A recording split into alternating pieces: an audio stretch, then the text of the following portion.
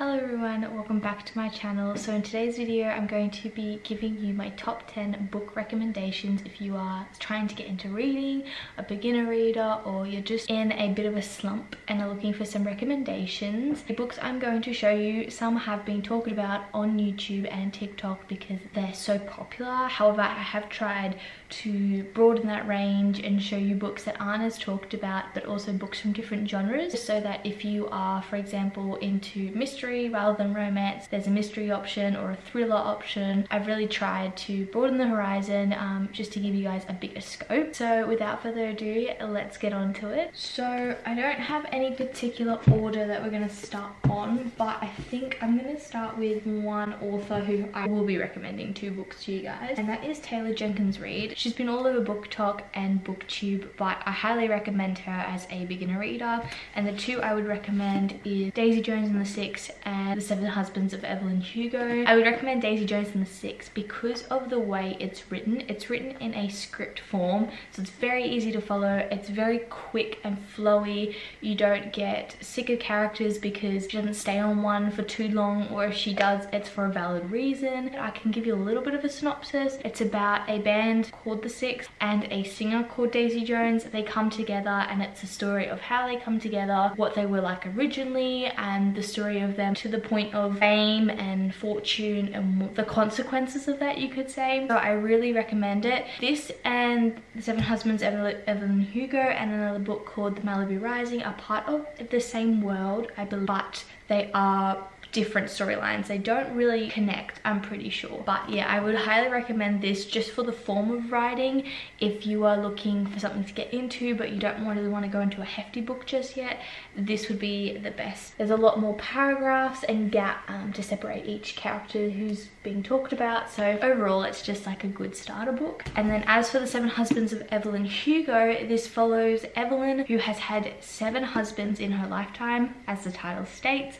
Each section of the book goes through each husband, their relevance to her life, what they brought, what they took away, things like that. I loved this book. These were both, I think this was a 4-star read for me and this was a 5-star read for me. I only rated this 4 stars because I am an avid reader and I love books that have more of a fast pace sort of sequence event sort of thing, and I just felt this was really slow for me. That's why I gave it 4 stars. But this was just, there was something at every turn, and I loved how each husband had a different impact on her life and different relevance to that point in time in her life. It was just a very well written book, and to put it on top of that, this book was written by another woman who is connected and related to Evelyn Hugo in a way which you'll find out, but that is the reason why she asked her to write the book for her, and it blew my mind. It was just very well written and I love it. I think I'm going to move on to like some mystery thriller for you guys, and the first one I recommend was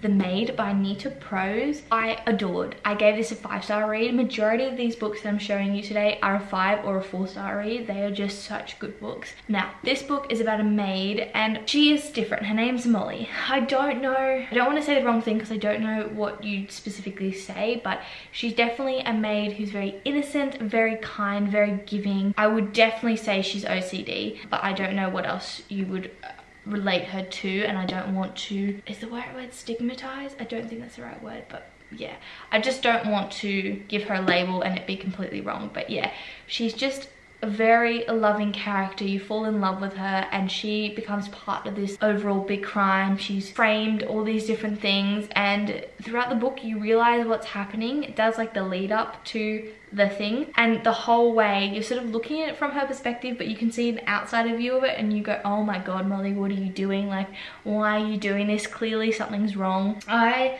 love this book so much. It's a mystery. There's not a lot of romance in it, but the romance that was put in it, it made sense and it was really sweet and really cute. It's a new release and I would definitely recommend getting it. It is probably a simpler mystery, that's why I'm recommending it.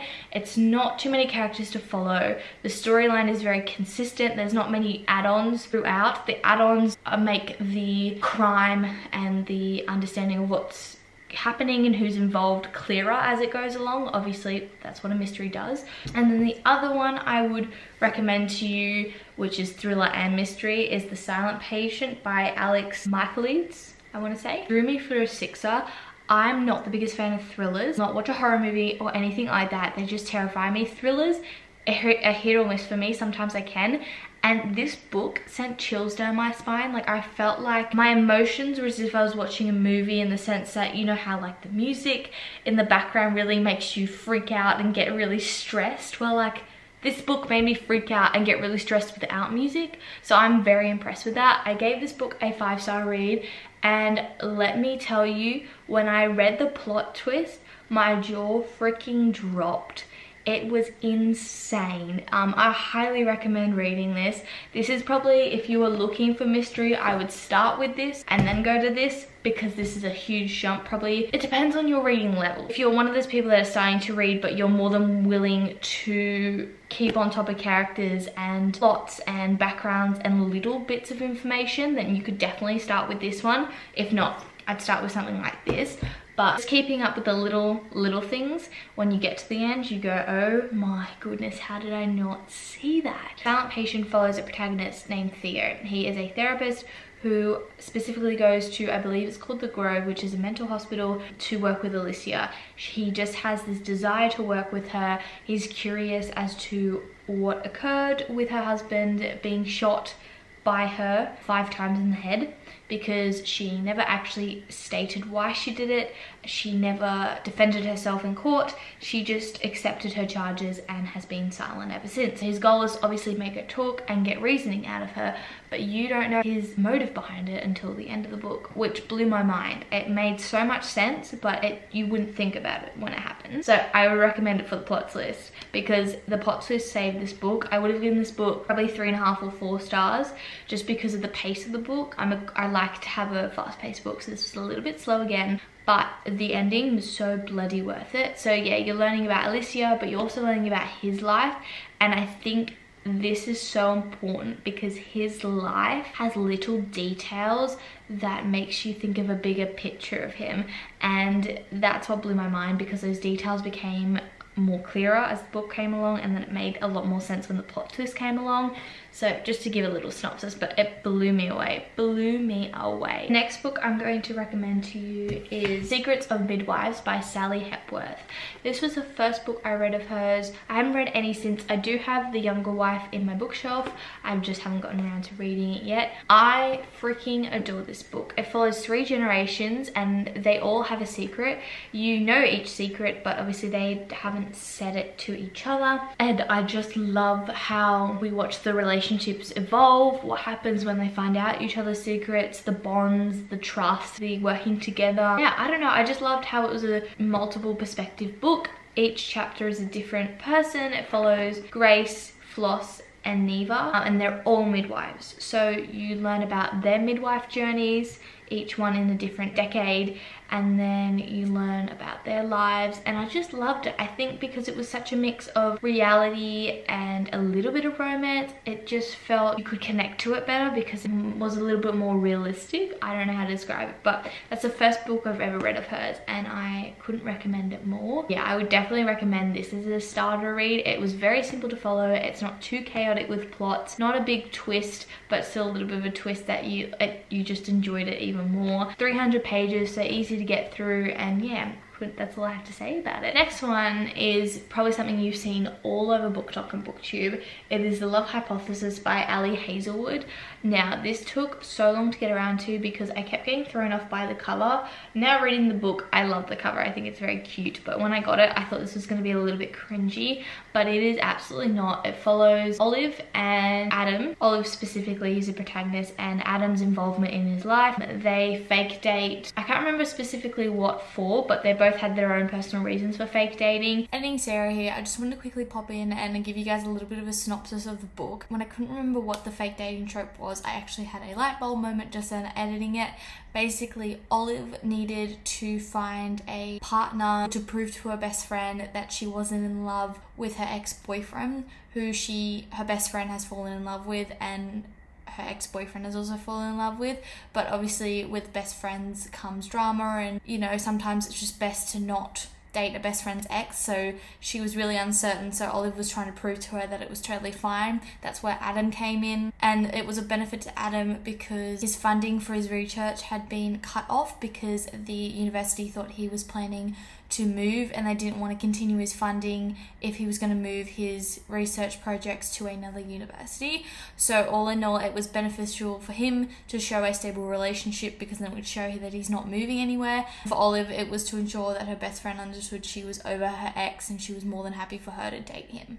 You see their relationship bloom, obviously, but what I love about it is specifically targeting girls in STEM. It shows the issues they go through, which blew my freaking mind. Like, one of the scenarios that happened in the book, I got so livid at because it is something that definitely happens in real life, and it's just disgusting at the thought that that does happen. So I really love how Ali Hazelwood brings it to life. The author did such a good job at creating a unique fake dating trope. It's about STEM, and it's about a woman, you know, getting her passion for STEM and her desire to create an impact in STEM. And I just love that. I love how that was such a big portion of the book, not just the dating trope. I was just so impressed with it. I thought it was so different, and yeah, I loved it. It was a 5-star read for me. Moving on to one of my favorite books of all times, The Flat Share by Beth O'Leary. This was one of the first books I ever read to get back into my groove. I loved it. It follows Leon and Tiffy. So Tiffy is a publicist and Leon is a night nurse. During the day, Leon lives in the apartment, and during the night, Tiffy lives in the apartment. Leon puts an ad in the newspaper for a roommate because he wants to earn extra money, which you'll find out why. His apartment only has one bed. So it worked out that because Tiffy used it in the day and he used it in the night, they never ran into each other. But obviously that doesn't last long. Things start to happen. So it follows that story, but I just loved the forced close proximity trope. I know some people didn't love it, but I have to admit some parts were a little bit cringy. Not the parts with Leon and Tiffy, but parts in Tiffy's life. But other than that, I just thought it was a little bit different, and it's definitely one of my favorite books of Beth O'Leary. It's definitely simple, and that's why I'm recommending it as a getting into reading book or a beginner book, because again, it's not hard to follow. It's not too many characters. It's an easy trope. So the next author I'm going to talk about is Leanne Moriarty, and specifically 3 Wishes. This follows the Kettle triplets. So it's 3 women, 3 different stories, yet again 3 different perspectives, which I love. They all are in such different places in their lives that it's so interesting to see the difference. And what I love is Leanne Moriarty's books are Australian based, so you just can relate to the scenarios she's setting, the places she's setting, and it just, I don't know, it's just like the connection to home. So I don't know if that's a thing that you guys think of, but if you're Australian, maybe like look into some of these books. Like, just relatability might get you engaged a little bit more. I do have to admit they are quite hefty in words on the pages. They are very easy to, like, this book, out of all the books that I have read of hers, I would recommend this one as a beginner one. Not too many characters. Like, another book I've read is The Last Anniversary. There's so many characters to follow. Sometimes I even forgot who was who, but this book is definitely very simple to follow. It's basically just the triplets and then their partners and then their parents. I think that's the extent it goes. So very easy to follow, but I would recommend, if you're looking for something different, another like different perspectives of the same similar lives or age group sort of thing. For example, you had one who's struggling with fertility, whether another one has one kid but doesn't know if they want another kid, and it's just things like that different dual perspective of one partner's doing really well, whether another one's like not doing as well. So that sort of thing, which I really loved. So that's why I would recommend that one as a beginner. Now moving on to my final 2. The first one is The Little Coffee Shop of Kabul by Deborah Rodriguez. I don't know how many of you have heard of this book, but I adored it. It follows 5 different people: Sunny, Yasmina, Candace, Isabel, and Halain. I don't know how to pronounce that. I don't want to spell it wrong. It's Halajan, and it follows their different lives. Sunny is the owner of the cafe. Yasmina is a young pregnant woman who was stolen from her remote village and has been now abandoned in the streets, and so Sunny takes her in. Isabel is a journalist who has a big secret. Candace is a wealthy American who has left her husband for an Afghan lover, and Helen is a 6-year-old mother who has a hidden love affair that breaks the rules. She works at the cafe with Sunny. I adored this book. I loved how it was set in a different country.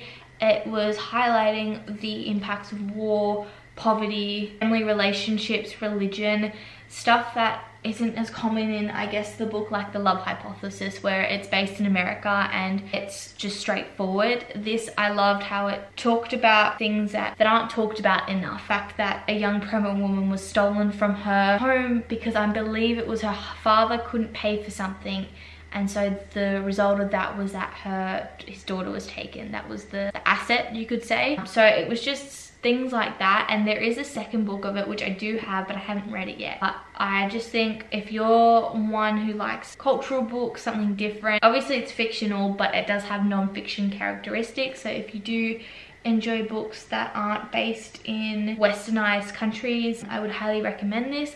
Another aspect is the cafe itself. As she's renovating it, they're talking about all the different aspects she has to think about, like the height of walls, the bulletproof glass on the windows, things to keep her customers safe and herself safe. So yeah, it was just very, very fascinating, and I would highly recommend as just something, an alternative to read. The final book I'm going to be talking about for today is Educated by Tara Westover. Tara is from a Mormon background, so it follows her upbringing. Her family was preparing for the end of days, so they were very, very religious, and it follows her experience with the religion, how it brought so much travesty to her family, and also brought her to so many different conflicting decisions that her faith did not agree with. It went against her faith, and it went against her own beliefs and understandings of the world she'd grown up with.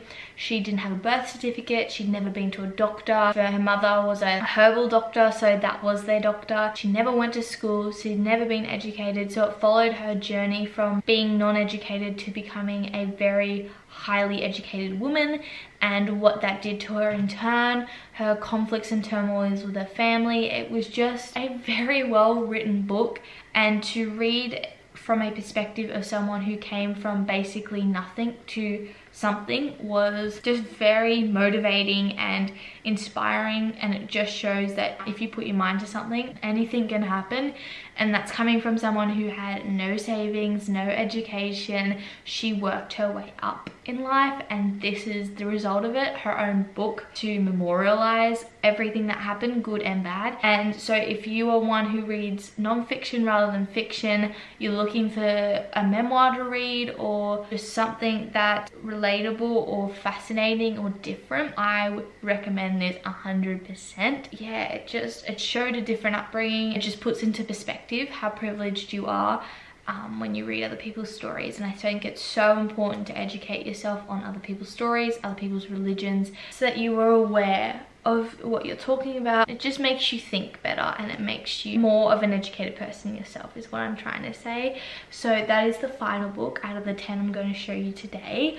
I hope you all enjoyed it. If you did, please give a big thumbs up because it really helps with my algorithm, and subscribe if you're new. I do book videos here and there because I know a lot of you love watching them. If you would like me to do another recommendation video, please let me know. If you want like a specific genre or just something broad like that again, just put it in the comments down below, and I'll definitely get around to filming that. But I hope you all enjoyed, and I'll see you all in my next video very, very soon.